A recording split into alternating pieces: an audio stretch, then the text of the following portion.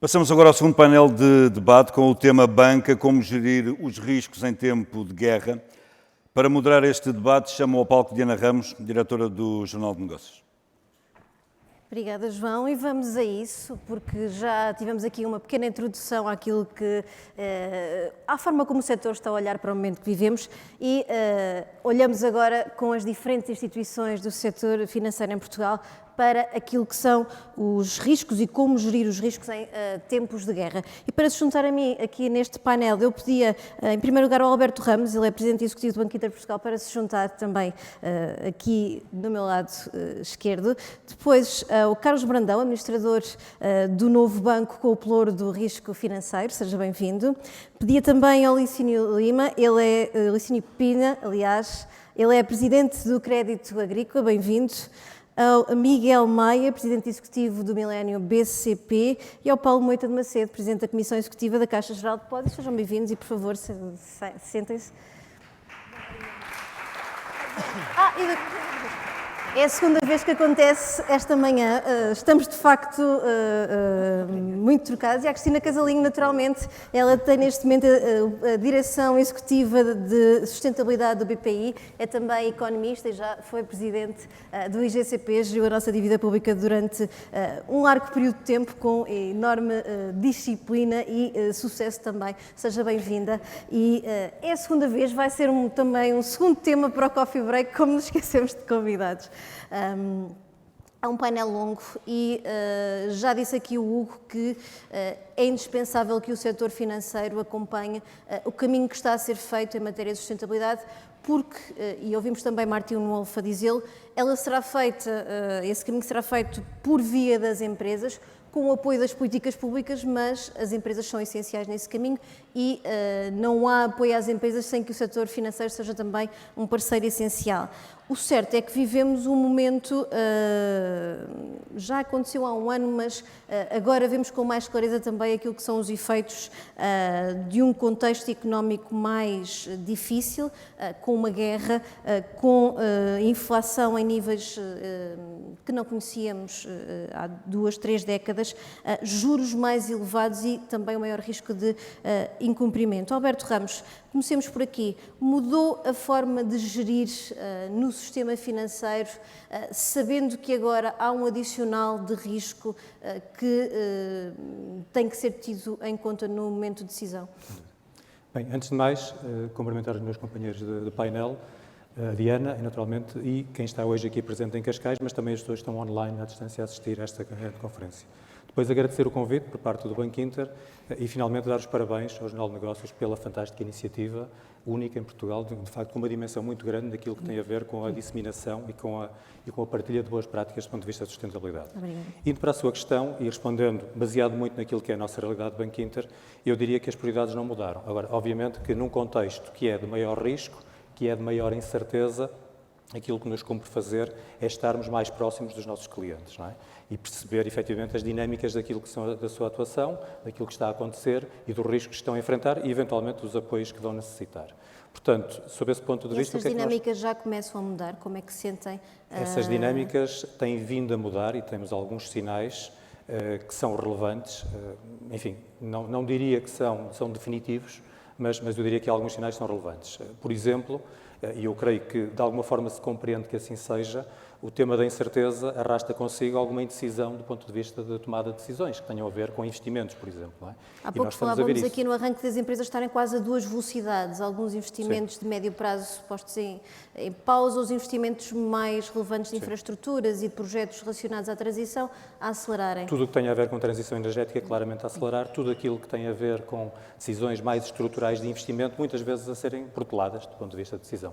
O que nos parece ser prudente de algum lado. Agora, obviamente que isso tem um impacto sobre a economia, sobre a geração de riqueza, sobre o emprego, tudo isso está ligado. Portanto, este contexto de taxas de juros mais elevado traz, de facto, maior risco, maior indecisão e nós estamos a assistir a isso. Do ponto de vista do incumprimento, ainda não estamos a ver, ou seja, o que estamos a ver são coisas que já vinham de trás. São empresas que já tinham dificuldades no contexto que vivíamos anteriormente, seja antes da pandemia, seja antes do início da guerra. Portanto, essas empresas que já vinham fragilizadas dessa altura, naturalmente que com estes eventos mais fragilizadas estão e estão a ter mais dificuldades. Carlos Brandão, sentem esta fragilidade em empresas já debilitadas ou o grosso está ainda a conseguir gerir os seus próprios riscos e dificuldades, provavelmente, de subida de custos, até de própria gestão de tesouraria? Há pouco no painel anterior havia quem referisse que há planeamento de produção a ser feito a 2 anos por causa da garantia de matérias-primas.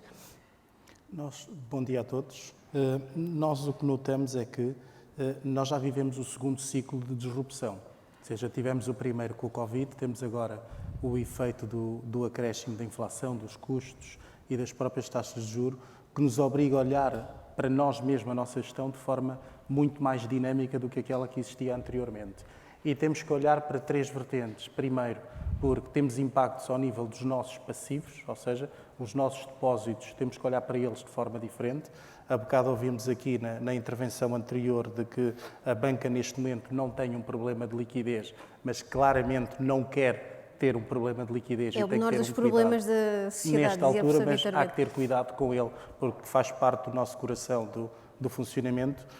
Um segundo, ao nível dos ativos, não há dúvida alguma que tem um impacto direto nas famílias, ou seja, o acréscimo dos custos financeiros das famílias, das empresas, com margens muito mais reduzidas, levam um cuidado bastante maior na apreciação dos riscos. E as próprias empresas, como o Alberto dizia, têm um cuidado adicional nas suas decisões de investimento, muito mais ponderadas, muito mais acauteladas e muito mais seguras. Aí tem sido feito um trabalho de casa bastante bem feito e, obviamente, desafios ao nível da rentabilidade, como também já aqui ouvimos por parte da banca, da conjugação destes 2 fatores.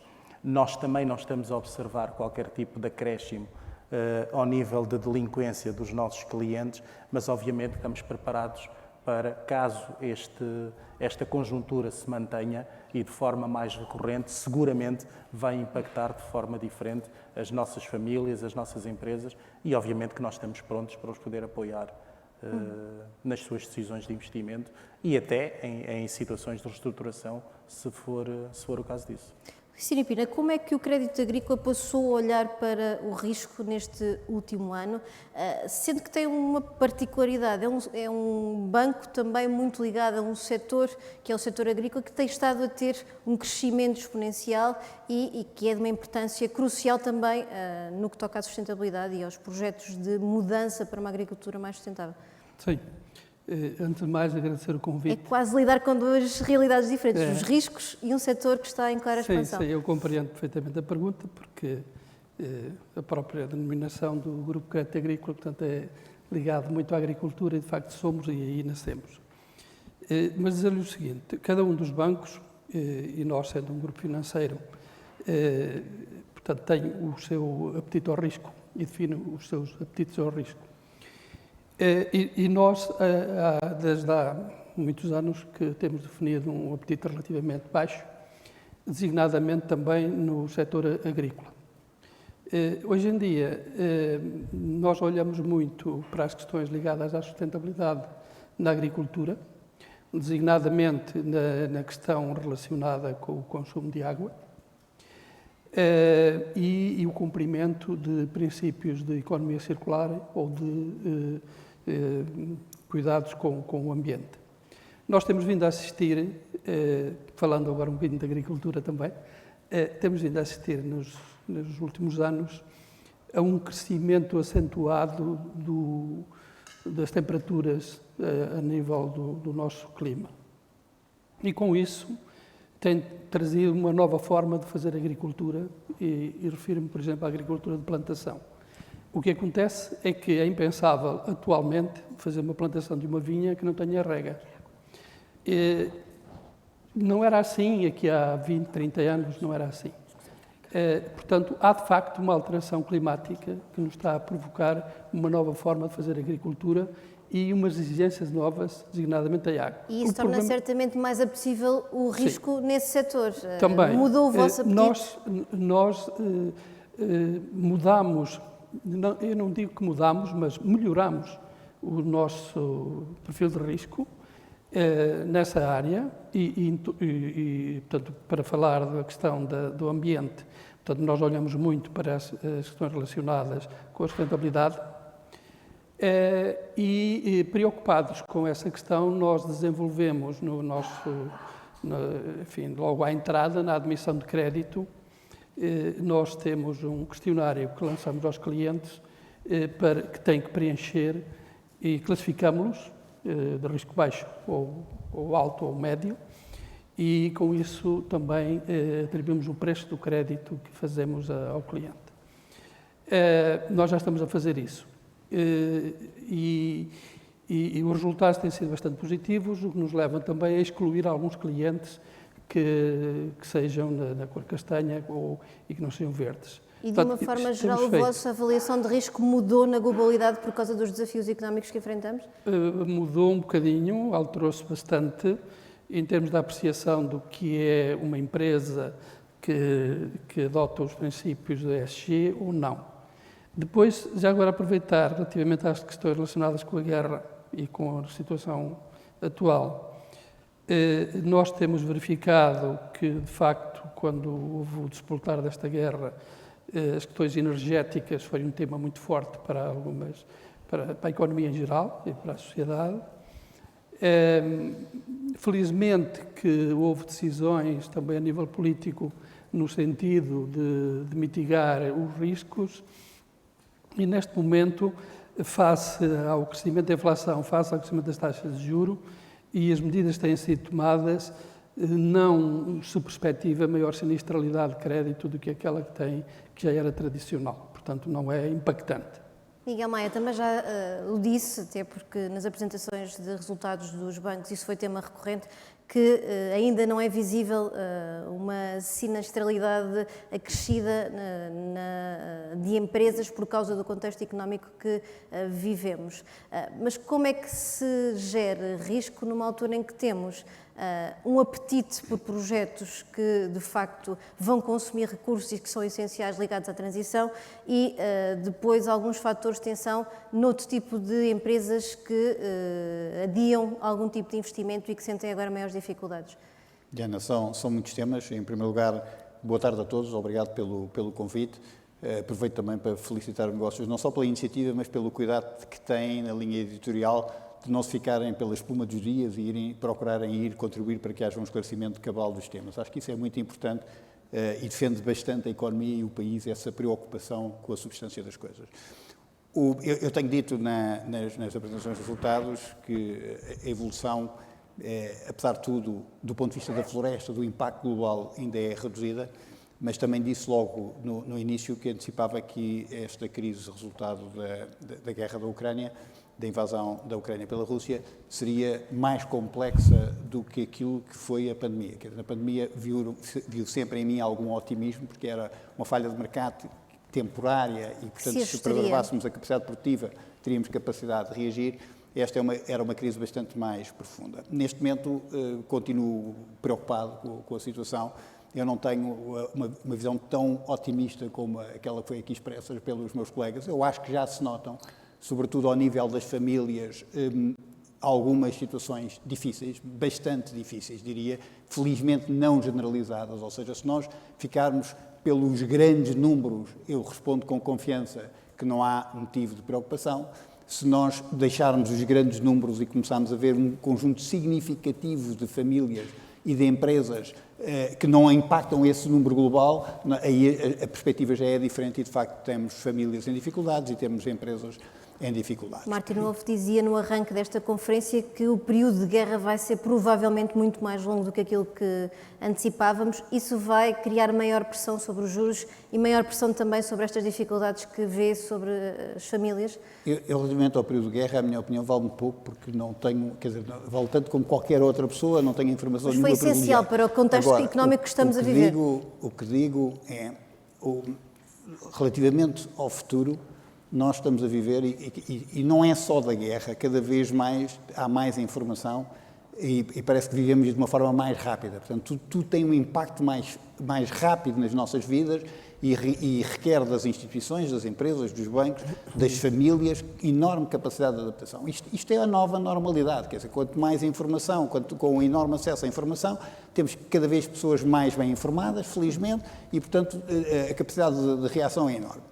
Também dizer que há quem tenda a dizer, então se isto muda tão depressa não é preciso planeamento. É exatamente o contrário, quer dizer, quanto mais rápida é a mudança, maior é a nossa obrigação de planearmos diversos cenários e de investirmos tempo a perceber o que é que pode acontecer. Porque este exercício, mesmo que não aconteça nada daquilo que tínhamos previsto, só o facto de termos pensado nos temas ajuda-nos depois a adaptar àquilo que é a realidade atual. O que nós temos que estar preparados é para um mundo que se está a redesenhar do ponto de vista geopolítico, e isso é evidente.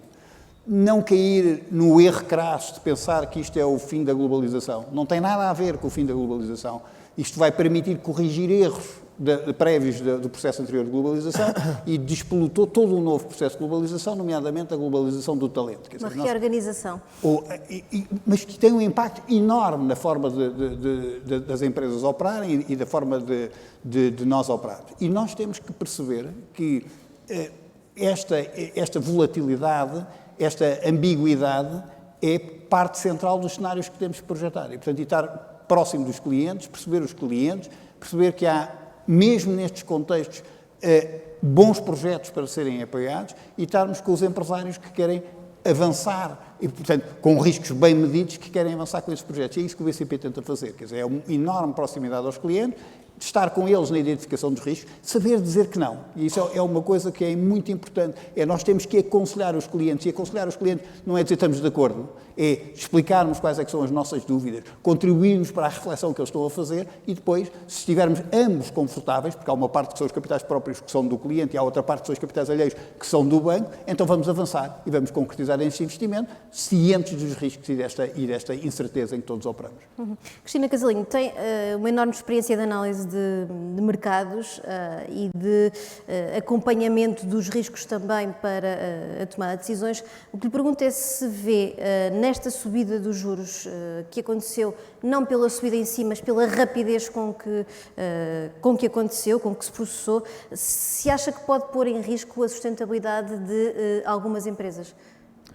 Bom dia a todos e muito obrigada pelo convite.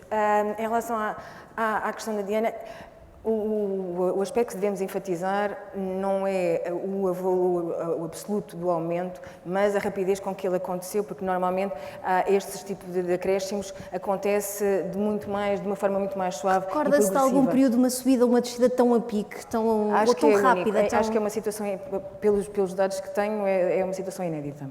Portanto, uma normalização, um esforço de normalização da política monetária tende a demorar bastante mais tempo. Se nós pensarmos que subidas, por exemplo, quer da Reserva Federal, quer do Banco Central Europeu, o Banco Central Europeu claramente é um facto único, mas mesmo na Reserva Federal, que tem uma história mais prolongada, também não há recordação desse fenómeno. Mas eu gostaria de contextualizar um bocadinho a subida de taxas de juros, porque ela decorre de algumas tendências e também está a acontecer num momento em que há inflação e, portanto, isso significa que, a nível das empresas, as suas margens, as suas vendas também estão a aumentar. E, sobretudo, se nós pensarmos que embora nós sejamos iludidos muitas vezes pelo fenómeno monetário, o que acontece é que quando olhamos para o custo efetivo, o que nós estamos a falar é o custo efetivo do dinheiro, estamos a falar ainda em taxas de juros reais mais baixas do que aquelas que nós enfrentávamos quando tínhamos taxas nominais negativas. Portanto, de facto, é verdade que estamos a trabalhar com níveis de taxas de juros nominais elevadas, mas com níveis de taxas de juros reais ainda mais baixas do que aquelas que existiam há 2, 3 anos. Voltando para o contexto das empresas, as empresas, pela evolução que nós temos vindo a observar nos últimos meses, ou no último ano e meio, elas têm, e sobretudo por aquilo que também é a história delas desde a última crise, em Portugal há uma alteração muito significativa. Há bocado o professor Vítor Bento estava a salientar que a estrutura dos bancos, a nível de capital, a nível de gestão de riscos, melhorou significativamente, e isso é um aspecto que é transversal à economia portuguesa. Não é específico do setor financeiro, é transversal. O que nós vemos é que a capitalização das empresas portuguesas melhorou significativamente. Por exemplo, há uma alteração radical ou muito drástica, por exemplo, a nível da política de distribuição de dividendos. Portanto, não só aumenta a capacidade de geração de resultados, mas também essa capacidade da sua retenção. E, portanto, há uma maior percentagem de financiamento que é gerado pela própria empresa. Portanto, a necessidade de recurso de financiamento bancário reduziu-se. E as suas rentabilidades também aumentaram. É claro que há, como sempre houve, setores que são mais frágeis, que estão hoje em dia mais assacados pelas dificuldades, mas sempre existiu. O que acontece é que, provavelmente, uma vez que nós vínhamos também de uma fase de crescimento acelerado, da mesma forma que quando chegámos à crise de 2011, estávamos num momento em que havia algum crescimento assimétrico setorial dentro da economia e que a crise permitiu algum rebalanceamento setorial, provavelmente vamos chegar à mesma circunstância, porque há setores que cresceram mais que outros e que esta crise poderá facilitar esse reequilíbrio setorial dentro da economia. Mais uma vez, com um ponto de partida muito melhor. Se nós olharmos para o endividamento privado, e acho que é isso que nós devemos enfatizar, o nível de endividamento privado da economia portuguesa é hoje significativamente mais baixo do que o ponto de partida em crises anteriores. E mais um aspecto, até o próprio FMI, quando no seu Global Financial Stability Monitor, o que ele diz é, e elege a economia portuguesa como a 8ª em termos de risco no mercado imobiliário, designadamente no crédito à habitação, também faz a ressalva de que, comparativamente com 2007, o país está numa situação muito melhor do que estava então. Portanto, em termos relativos, sim, é uma crise, sim, temos de ter preocupações, mas o nosso ponto de partida é mais vantajoso e é globalmente mais vantajoso.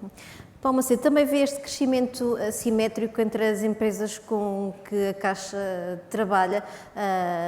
Há empresas que estão a conseguir fortalecer-se, até se calhar crescer significativamente com o contexto económico que vivemos, e outras a passar por mais dificuldades. E, por outro lado, não quero deixar de aproveitar a deixa também do Miguel Maia, já se sente uma maior dificuldade do lado das famílias? Há um comportamento distinto, de facto, em termos do crédito, do comportamento face ao cumprimento do crédito, da parte das famílias e da parte das empresas. Relativamente à parte das famílias, nós sentimos mais pedidos de reestruturação, fizemos uns milhares de pedidos, concretizámos uns milhares de pedidos. Mas não foi nenhuma das 14 catástrofes anunciadas, como a pandemia também não foi nenhuma das 14 catástrofes anunciadas, portanto, já temos vindo a negociar, continuamos a negociar e é de prever, quer dizer, eu também não sei o comportamento das taxas, mas as indicações que temos é que as taxas poderão subir até agosto. Portanto, as famílias haverá aqui, e sabemos que o aumento das taxas não se repercutirá diretamente na Euribor, não é? Nos indexantes, porque uma parte já lá está, mas poderá sempre haver aqui um efeito. E, portanto, eu acho, em termos percentuais, isto para nós representa-nos 0,1, 0,2, mas começamos a ter mais casos, estamos a tratar deles e a nossa ideia é de que nos próximos meses irá aumentar até depois haver alguma descida que, portanto, possa estar prevista para 2024 ou qualquer outra coisa. Portanto, nas famílias, uma situação com maior pressão, com maior negociação, com muitas reestruturações e, esmagadoramente, com soluções positivas. Aliás, vale a pena lembrar que também muitos dos próprios créditos as famílias amortizaram-nos com a liquidez que tinham. Não é? Tem estado a acontecer um maior número de amortizações? Sim, está. Isso sem qualquer dúvida. Sem qualquer comparação, já o ano passado foi maior que no ano anterior e, portanto, este ano. E, portanto, as pessoas são racionais. Portanto, as pessoas vêm ter com os bancos quando precisam, as pessoas amortizam-se e acham que essa é a parte mais vantajosa e, portanto, tudo isso contribui para estabilizar o que é uma crise e o que é uma pressão clara sobre os rendimentos das famílias, especialmente das famílias mais novas e que contraíram empréstimos há menos anos. Interrompo para lhe perguntar se vê na questão da bonificação dos juros, uma medida recentemente aprovada, uma forma também de atenuar este risco social associado à subida das taxas de juros. Eu acho que é um contributo, teremos que ver na prática que tipo de valores absolutos é que se trata. Ou seja, portanto, será de certeza um apoio, caso a caso, ainda nos é difícil. Aliás, as fórmulas, etc., estão a ser definidas e, portanto, para fazermos simulações, haverá casos em que, portanto, o apoio poderá ter significado, haverá casos em que também é muito reduzido, mas eu penso que ele foi desenhado precisamente com esse objetivo. Sim. Portanto, positivo não é isso que vai resolver o assunto, mas também não se pretendia com isso resolver o assunto. O que eu penso é que há vários instrumentos que estão a ser utilizados, mais a gestão dos bancos, portanto, a Caixa, e calculo que outros bancos não precisamos de decreto-lei nenhum para negociar com os clientes, como não o fizemos, portanto, negociamos, reestruturamos, inclusive propomos reduções de spread. Uma das coisas também que não se diz é que, mas deverá ser publicado brevemente, há uma redução de spreads às famílias. Já é visível esse efeito? É visível, é claramente visível, só não é tão visível porque como os indexantes sobem, não é? Mas, portanto, em termos de spreads baixa. No caso das empresas, eu acho que a questão é distinta. As empresas, como já aqui foi dito, tiveram, maioritariamente, o ano de 22 foi um dos melhores de sempre, para a generalidade dos setores. Aliás, senão o PIB não tinha crescido os cerca de 7% que cresceu. Quer dizer, o crescimento do PIB vem dos salários e dos lucros, basicamente, e dos juros. As margens. Portanto, quer dizer, foi um bom ano. Se juntar a isso que várias empresas ainda têm liquidez das linhas garantidas, e se juntar a isso um fator menos positivo, que é não se nota uma grande punção de investimento, ou seja, nota-se investimento, mas todos nós conhecemos os valores do investimento, estão aquém do desejado e, portanto, não estamos a ver que se vá prolongar. Isso faz com que as empresas, aqui a nossa observação é a mesma que já foi referida, há umas que já estavam mal antes da pandemia, continuam ou agrava-se e muitos novos casos não temos. Inclusive, nós temos que ser prudentes e temos que, por todas as razões, a primeira é porque somos portugueses, não é? Portanto, logo aí isso é um fator decisivo. A segunda é porque estamos num banco, também é outro fator decisivo. Mas terceiro, de facto, a volatilidade é muito grande. Agora, passa-se um fenómeno muito claro e, portanto, aliás, desafio aqui nos seus próximos empresários ou gestores que tiver, há um ambiente de prudência e ceticismo que eu penso que há razão para ser e de preocupação, mas individualmente, quando nós falamos com a generalidade das empresas, as empresas dizem que este ano vai ser positivo. E, portanto, há uma dicotomia clara, e ainda falta muito do ano. Ainda falta saber o que é que vai acontecer aos custos, ainda falta saber a questão das taxas de juros, ainda como é que evolui a guerra, tudo isto. Mas se você falar com empresa a empresa, muitas estão com as suas dificuldades, mas muitas estão com um horizonte mais positivo. O custo de transportes baixou-lhes, o que tinha subido imenso. O custo da energia, estamos a falar de variações de 300%, que suportaram variações de 300%, não é? Portanto, foi designadamente da eletricidade, foi uma coisa, o choque que houve e agora a recuperação. Portanto, e isto baixa os custos. É claro que também há empresas que tiveram que fazer toda a sua parte de logística, ou seja, arranjar novos fornecedores, construir armazéns, gastamos muito mais financiamos hoje em dia muito mais estoques, não é? Porque as empresas querem ter por dentro. Portanto, mas quer dizer, há uma baixa de custo. Mas eu penso que esta questão das empresas individualmente eu vejo com maior resistência, aliás, porque o problema das empresas, como todos nós sabemos, não tem nada a ver com os juros. Mas o problema há um excesso das empresas, de prudência? Só acabar. O problema das empresas era matérias-primas e energia. Portanto, não esses é? fatores dissiparam-se. Vê um excesso de prudência na análise que as empresas estão a fazer e isso a limitar o investimento? Não, prudência eu acho que não é demais. Agora tem é que se perceber se as empresas como um todo e que se a economia como um todo está a reagir positivamente ou não, sabendo-se que há setores que precisam de apoio, que estão fragilizados, e dentro de setores que estão bem há empresas menos bem, mas há setores que vão ter anos ainda outra vez melhor que o do ano passado, designadamente o turismo. Alberto Ramos, há aqui um risco de facto do investimento travar por esta prudência, por este ceticismo que o Paulo Macedo referia e disso pôr em causa, por exemplo, processos essenciais como a reindustrialização, uma transição digital que, se não for devidamente estruturada agora, pode penalizar as empresas no futuro? Deixe-me falar um bocadinho do contexto e depois responder diretamente à questão. Temos Portanto, meia hora, não quero atrasar o almoço de ninguém, vou ser mas rápido. creio que temos ainda tempo para olhar para uma série de temas. Mas quando falamos aqui das taxas de juro, temos que referir que vimos de um período absolutamente anormal, taxas de juro negativas ou muito baixas.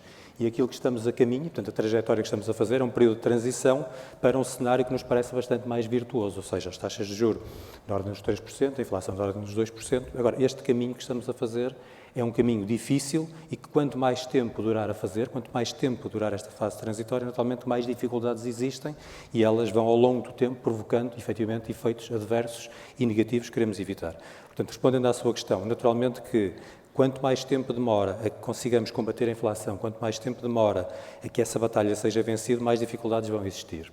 E do nosso ponto de vista, parece-nos que há alguns fatores de resiliência, de rigidez, talvez seja a palavra mais adequada, do ponto de vista da inflação, que fazem pensar que este período transitório pode ser mais longo do que pensamos inicialmente.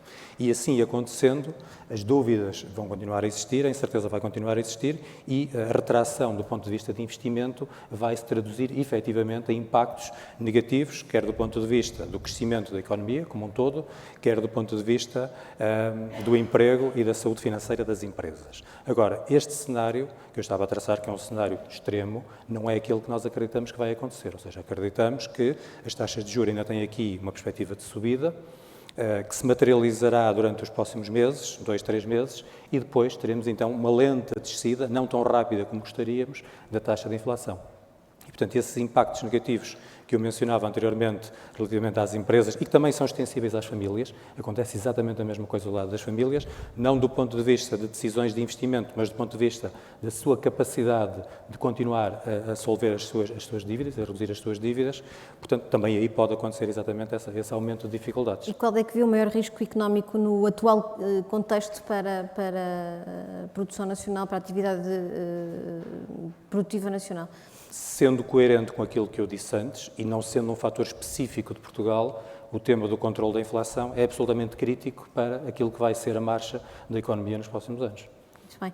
Carlos Brandão, na hora de se começar a avaliar o financiamento, o que é que vai pesar mais? É o risco do setor em si, é o risco da empresa, é o contexto económico? Isto de alguma forma ajustou face ao que estamos a viver e, por outro lado, esta travagem efetiva no investimento é um risco para a transição? Todos os fatores contam. Ou seja, nós quando analisamos uma empresa, quando tomamos a decisão de investir numa empresa, naturalmente que a primeira coisa que nós vemos é a conjuntura e temos que nós, banco, tal como qualquer empresa, estar preparada para aquilo que vai ser o futuro. Não são os cash flows passados que vão permitir solver o serviço da dívida, são claramente aquilo que a empresa vai fazer, o seu plano de negócio, a sua atividade futura, e este tem que fazer sentido dentro da conjuntura que nós vamos viver, quer neste momento, quer no momento futuro. Por isso, diria que, por um lado, a banca que melhor se conseguir adaptar a estas conjunturas futuras em termos de capacidade de previsão face a variáveis macroeconómicas, há de ser aquela que melhor estará preparada para poder apoiar as empresas. Também tem que responder a esta dupla dicotomia de empresas Sem dúvida. Mas que as estão empresas têm... em fases muito diferentes Sem dúvida. da sua atividade. Sem dúvida. Mas as empresas vão ter que fazer o mesmo. Ou seja, a sua questão era o primeiro aspecto, tem a ver com o conhecimento macro e a nossa capacidade de nos adaptarmos àquilo que são condições futuras de gestão. O segundo, naturalmente, que os setores são muito importantes. Nós temos hoje em dia setores, e esta crise afetou os setores de uma forma muito transversal, contrariamente àquela que aconteceu do Covid, que foi uns muito mais afetados do que outros, ou seja, todos sofrem com os custos de energia, todos sofrem com o aumento dos custos financeiros. Eu diria que o setor é importante, mas mais importante do que o setor é a capacidade das empresas conseguirem absorver este aumento dos custos, ou seja, conseguirem refletir no seu cliente final esta redução de margem, ou mesmo elas absorverem esta redução de margem sem afetar diretamente ao cliente. Por isso, é um misto do macroeconómico com aquilo que é a capacidade de fazer novos investimentos, de assumir novas responsabilidades por parte da empresa que lhe vão manter no mercado. Não há dúvida alguma que este tipo de situações macro que nós vivemos também é muito propícia a existir, entre aspas, alguma segmentação no próprio setor ou no próprio mercado entre aqueles que são muito mais resilientes e vão se manter no mercado, daqueles que têm a menor resiliência, que vão ter que precisar de muita ajuda na banca para tornarem essa resiliência e para se manterem no mercado, e infelizmente também há de haver aqueles que hão de desaparecer no mercado. E aproveitando de ter aqui também um administrador que tem especificamente a área do risco, deixe-me perguntar-lhe se aqueles testes de stress que estavam a ser colocados ao setor, testes de stress ambientais, pelos riscos ambientais que surgiram recentemente por decisão do BCS, estes testes de stress, de alguma forma, com o momento que vivemos de guerra, de mudança, se aliviaram um bocadinho, a pressão do regulador aliviou, ou se acentuou, pelo contrário? Quando nós temos momentos de disrupção, como aquilo que nós vivemos, há sempre uma espécie de paragem para nós regressarmos àquilo que são as necessidades básicas. Falarmos da segurança, falarmos do equilíbrio, e eu diria que no momento em que existe esta disrupção imediata, nós olhamos para outros fatores e não diretamente para a sustentabilidade. Mas o regulador também fez esse exercício? Mas muito rapidamente verificamos que a situação que nós vivemos é muito mais duradoura, como já debatemos aqui, do que aquela que se estaria à espera. E nesse sentido, naturalmente, que esta natureza de fatores voltam à agenda. Ou seja, não há paragem, por assim dizer, destes fatores, retomaram diretamente a agenda, e eu diria que a banca tem vindo a aplicar diretamente as condições, os fatores que foram utilizados no exercício de stress que foi efetuado no ano passado e tem vindo em conjunto com as empresas, porque aí eu acho que a banca tem também um papel muito importante de formação, de apoio ao nosso tecido empresarial, que é maioritariamente composto por médias empresas com um cariz familiar, de os poder sinalizar quais são os fatores que vêm daqui para a frente e de que melhor forma se vão preparar para o futuro. Por isso, muita utilidade no exercício e claramente dentro da agenda. Licínio Pina, e sendo o nosso tecido empresarial tão rico em empresas de menor dimensão, 99% do nosso tecido empresarial são PMEs, como é que se faz este esforço de transição, de financiamento, de avaliação do risco, deixando necessariamente alguns para trás, como é que se faz a avaliação de quem fica para trás neste processo? E sobretudo o crédito agrícola que lida com clientes também desta dimensão, muitos deles. De facto, o crédito agrícola tem na sua carteira uma forte exposição a pequenas empresas e a NIS, empresários em nome individual. E é um bocado nesse segmento que nós estamos e cujo cumprimento ou obrigações ambientais se tornam mais difíceis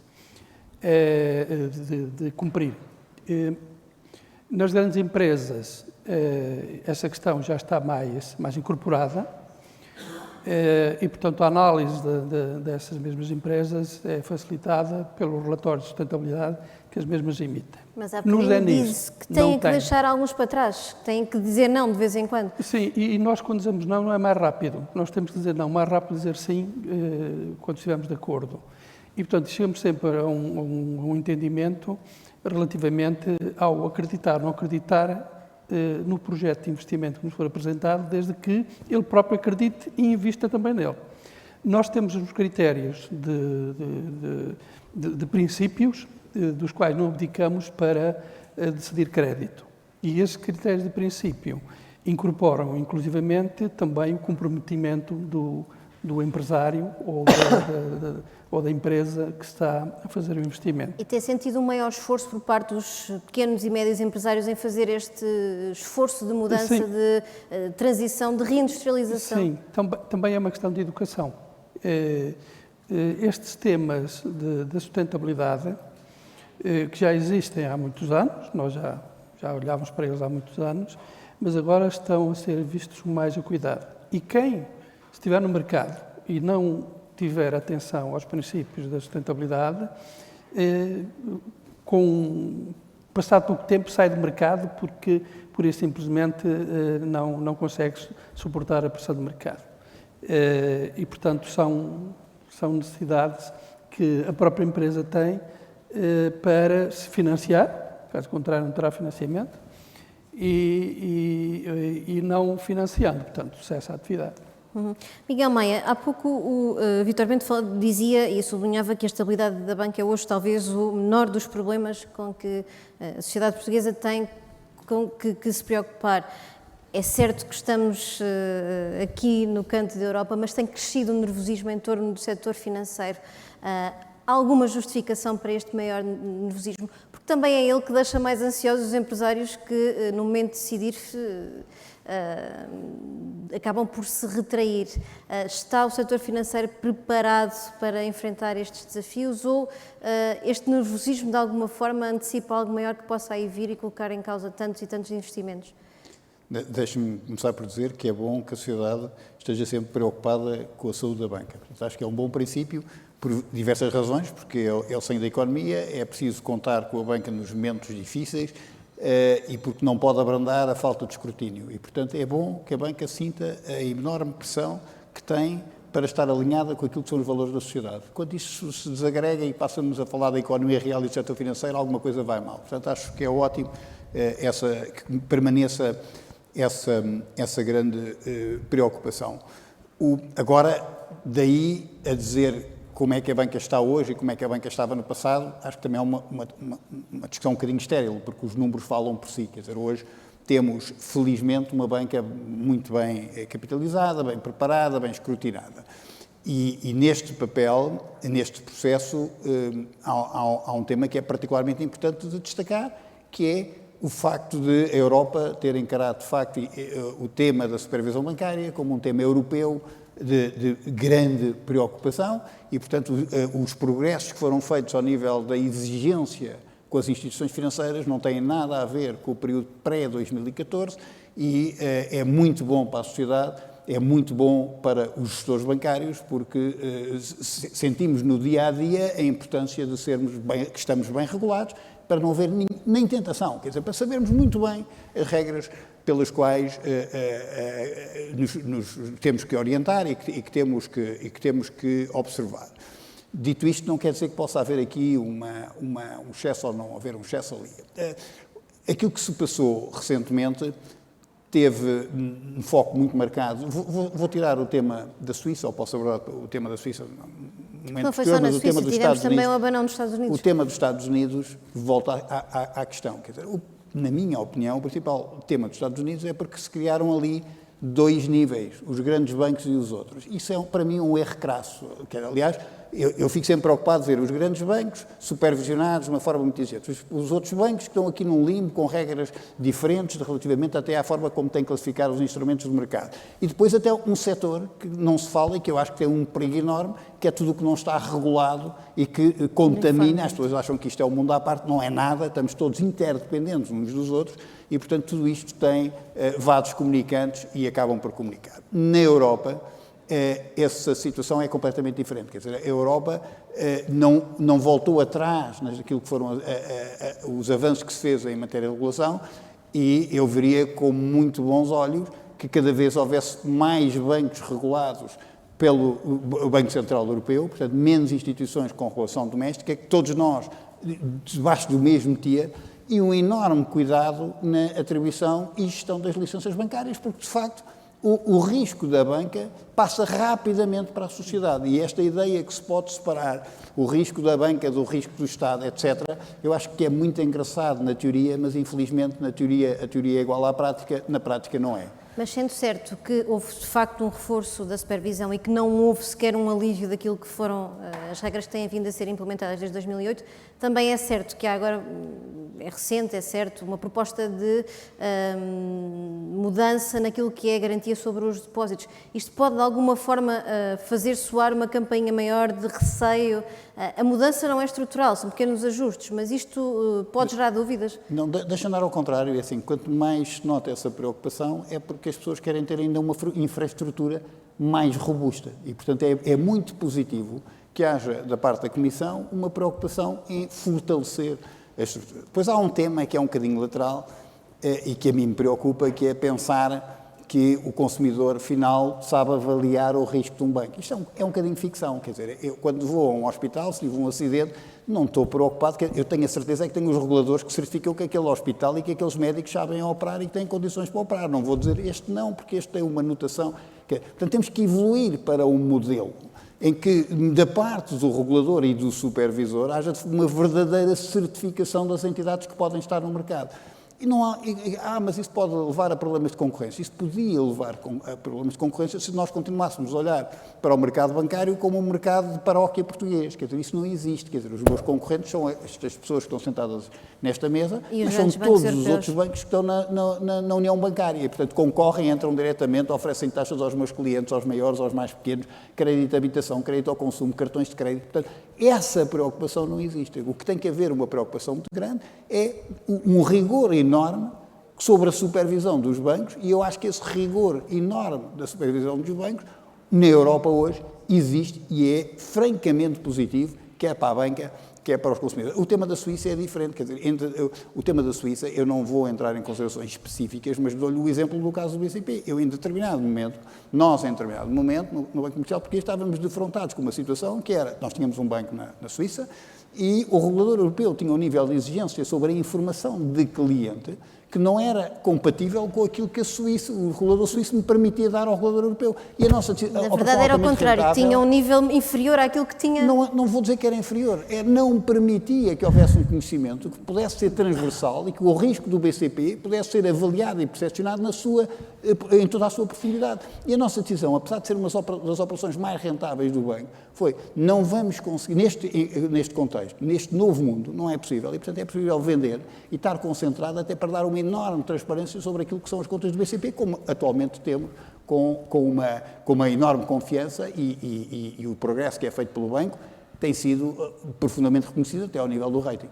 Cristina Casalinho, eu estava a tentar recuperar um gráfico que o Martin Wolf apresentou aqui, onde explicava o enorme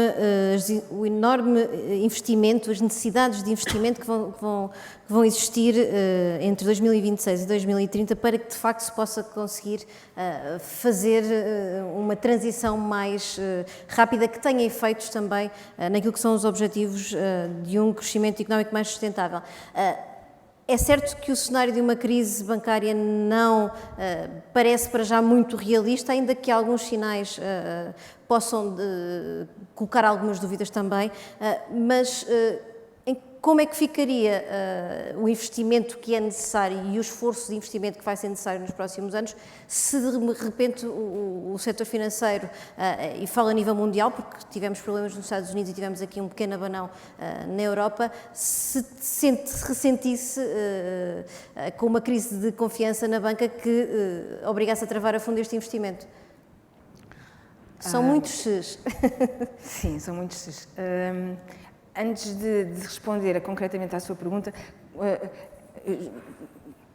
referia o aspecto que salientou há pouco, que tinha a ver com a Comissão Europeia, fez uma proposta, aliás o BCE ontem comentou, e a Autoridade de Supervisão, de Resolução, o Single Resolution Board, comentaram sobre avanços, quer a nível do quadro da resolução europeu, quer a nível do EDIS, que é o Sistema Europeu de Segurança de Depósito. E isso eu acho que deve ser visto, ao contrário daquilo que podia ser inferido, deve ser visto de uma forma positiva. Ou seja, hoje em dia a União Bancária está incompleta e, pelo contrário, o que está a tentar realizar neste momento ou concretizar, é exatamente a superar algumas das lacunas que ainda existiam no sistema e, portanto, a criar um maior equilíbrio, uma maior igualdade no desenvolvimento do negócio bancário nas várias geografias europeias. Portanto, o que a Europa está a tentar fazer, e um bocadinho no seguimento que o Miguel Maia estava a referir, da regulação, para além da regulação, é criar condições de concorrência dentro do sistema financeiro, dentro de operadores em regiões diferentes, que tenham o mesmo contexto, no fundo. Estamos não excluindo o contexto local. Não necessariamente sendo um sinal de alarme, mas um fator de normalização e de tornar.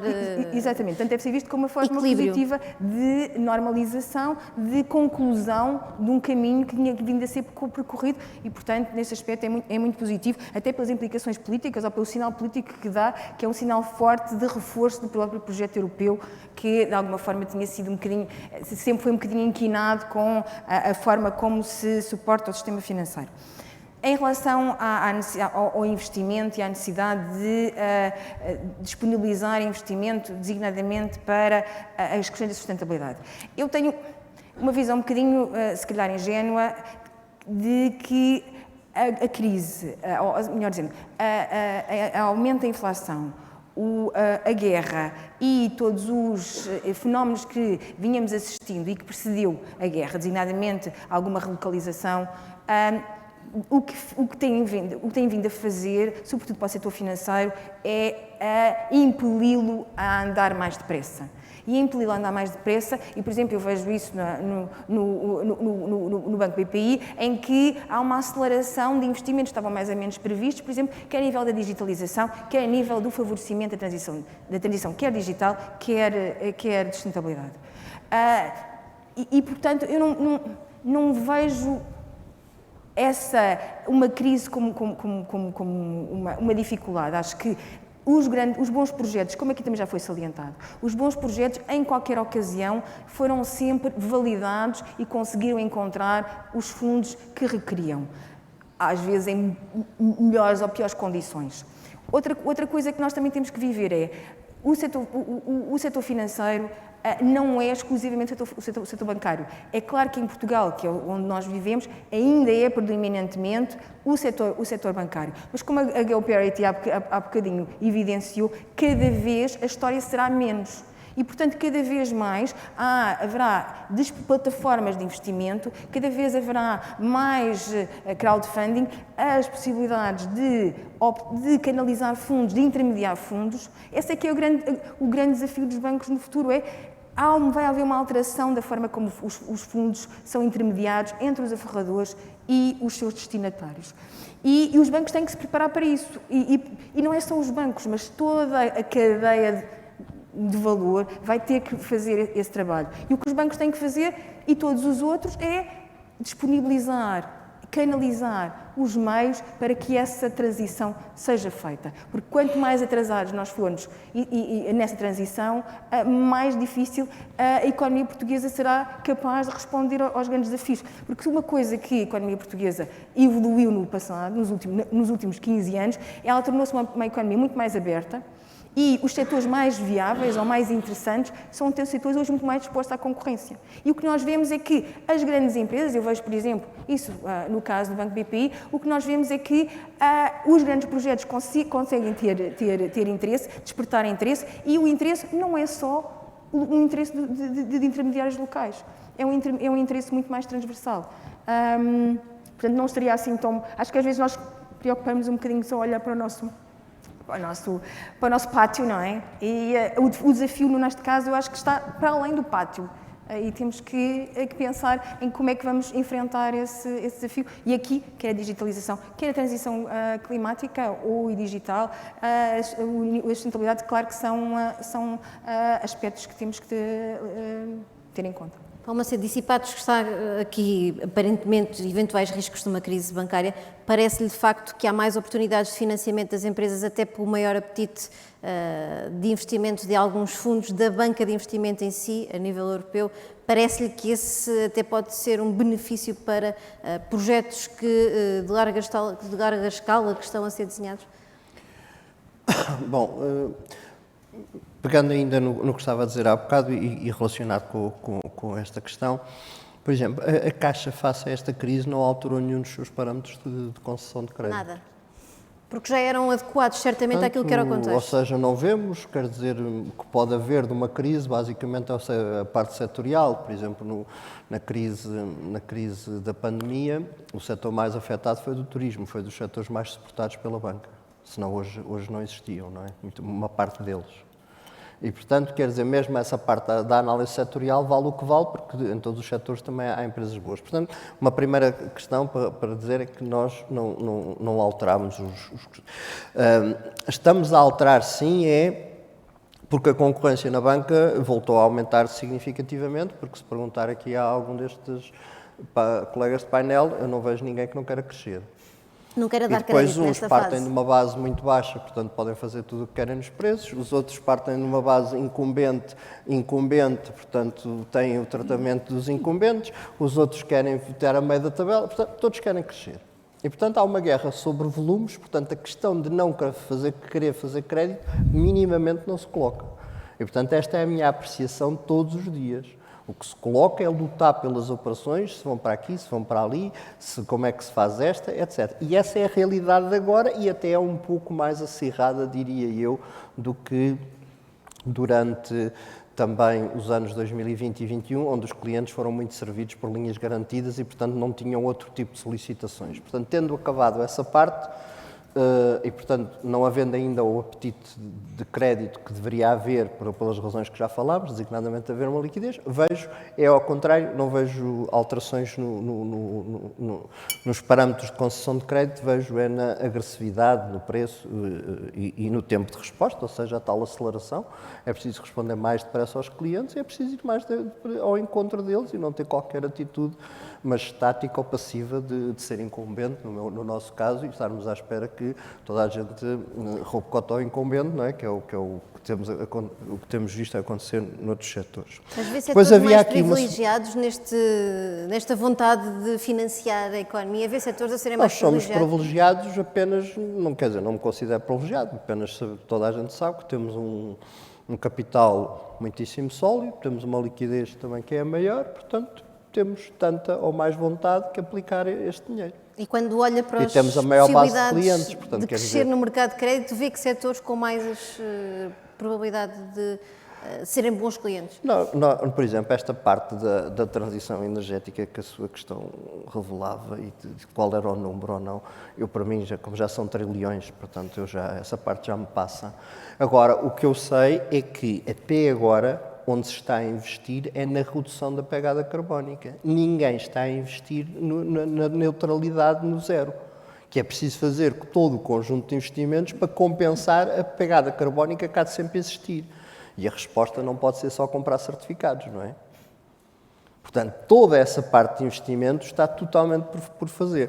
Mas eu também ainda gostava de ir à sua questão de há pouco, que é esta preocupação com a solidez dos bancos, não é? Quer dizer, isto é tipicamente português. Há 2 meses era o excesso de lucros. Agora o nervosismo começou nos mercados financeiros internacionais. Há 2 meses era o excesso de lucros, não é? Agora é se os bancos aguentam. E nós, como somos tão bons, conseguimos fazer as duas preocupações ao mesmo tempo. Vocês estão sólidos, têm muitos lucros, mas vai haver aí uma crise que a gente está muito preocupado. E, portanto, conseguimos, em Portugal, ter esta questão simultânea, não é? Quando, felizmente, os bancos têm a solidez, que não vale a pena estar sempre a falar disso, mas também têm outras questões que aqui foram faladas. A governance é totalmente distinta. O problema do Credit Suisse e mesmo o problema do Silicon Valley foi um problema de governance. Relativamente ao supervisor, como aqui já foi descrito, o tipo de regras e o ter-se abdicado de regras, portanto, relações entre stakeholders, e o outro, porque, pelos vistos, tinha um conjunto de problemas há vários anos que levou a rumores e uma corrida aos depósitos e à necessidade da fusão. Portanto, quer dizer, vale a pena, primeiro, a gente não tentar ser... Eu aprendi em saúde que não posso usar a palavra esquizofrénico, portanto não se usa. Mas quer dizer, não vale a pena nós... Ai, que os bancos têm lucros. Ai, mas o setor, será que estão preocupados? Quer dizer, era bom nós termos ideias claras, precisamos de bancos sólidos, precisamos de ver se conseguimos um bocadinho melhor que os 4% de margem, o 4% de rentabilidade nos últimos 5 anos, em 13 anos foi zero. Que é uma coisa que as pessoas não se lembram. Nos últimos 5 foi 4%, pelo que diz o professor Vitor Bento. Em 13, o sistema financeiro português teve zero. E, portanto, vale a pena saber se estão a fazer as coisas certas, mas não é só nesta parte da solidez, mas em tudo o resto. Pedindo compreensão e derrapando aqui 3 minutos, vou tentar fazer uma última pergunta muito rápida a cada um de vocês e pedia uma medida.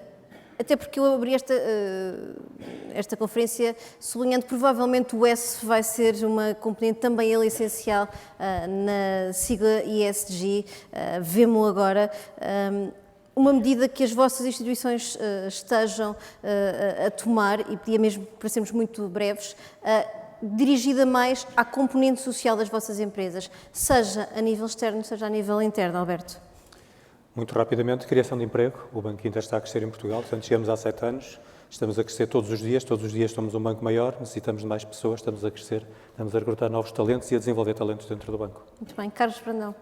Nós temos feito parcerias com várias entidades, nomeadamente a Universidade Nova e ESG Talks, inclusive, abrindo claramente o nosso conhecimento a todas as empresas e a todo o mercado, para poder alertar aos riscos e a necessidade de ser efetuada a respectiva transição em termos de sustentabilidade e, claramente, queremos continuar a ser um parceiro das nossas empresas e ser um parceiro ativo neste processo de transformação. Licínio Pina. A questão social, para nós, é uma ferramenta fundamental, na medida em que nós somos o banco que mais contribui para diminuir as assimetrias regionais e contribuir para a coesão territorial, desde logo pela rede que tem, colaboradores de mais de 4.200 e, portanto, dificuldade na contratação de recursos com qualificações relacionadas com as novas regras que agora existem, nomeadamente mais aptos para sistemas de informação, para auditorias, para as 3 linhas de defesa. Mas fizemos uma emissão social, portanto, nós temos na gênese toda essa questão relacionada com a economia social. Muito bem. Miguel Maia. Claramente no investimento nas pessoas, investimento no talento, que hoje fala-se muito em tecnologia, o que é para nós determinante é o talento e a capacidade de adaptação das pessoas e, portanto, tudo aquilo que estamos a investir na formação é absolutamente decisivo para a instituição e para cada um dos colaboradores, porque abre portas a se permanecer com uma capacidade de criação de valor neste novo mundo em que nos movimentamos. Cristina Casalinho. Um dos pilares estratégicos do banco ancora numa cultura orientada para as pessoas, uma aposta muito forte a nível da sua capacitação, de formação, a nível de condições de trabalho, a nível de condições também remuneratórias, fora da esfera exclusiva dos colaboradores ou dos trabalhadores do banco. O banco tem um programa social de 50 milhões de euros que tende a ter mais de 100 mil beneficiários.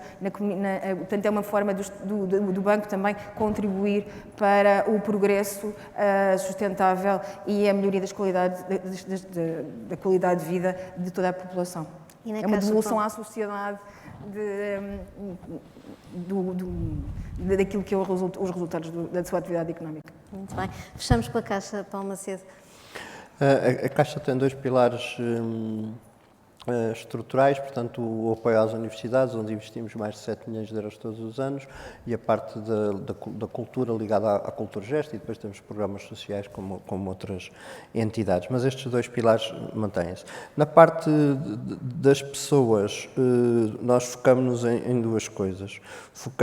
Temos um target muito claro para quando é que as pessoas vão, a remuneração mínima bruta na Caixa vai ser 1.500 euros, portanto, o mais baixo do mais baixo, e vai ser em menos de um ano. E temos outro, que é ter um dos programas de formação mais ambiciosos na banca. Eu estou a ser modesto porque acho que é o melhor, mas portanto, como não conheço sei os se a outros concorrência todos, não ia querer como não pedir aquele conheço direito todos, portanto, digo, de e resposta. portanto são dois objetivos claros. Muito bem. E muito obrigada a todos, Alberto Ramos, Carlos Brandão, Licínio Pina, Miguel Maia, Cristina Casalinho e Paulo Macedo, por este momento também e por este resumo sobre como gerir em momentos de maior incerteza económica. Muito obrigada.